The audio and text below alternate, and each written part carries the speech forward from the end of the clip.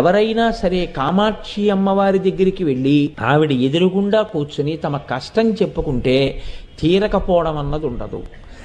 ఎవరికి ఏ కోరికైనా సరే ఆమె తీర్చగలదు. ఎందుకు తీర్చగలదు అంటే ఆవిడ పేరే కామాక్షి.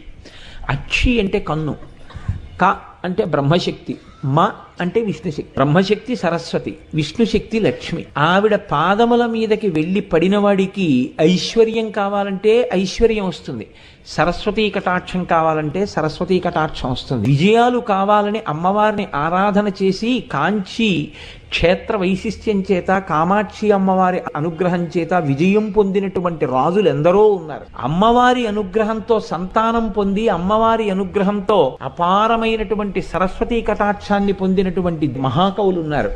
కాబట్టి అమ్మవారి అనుగ్రహంతో పొందనటువంటిది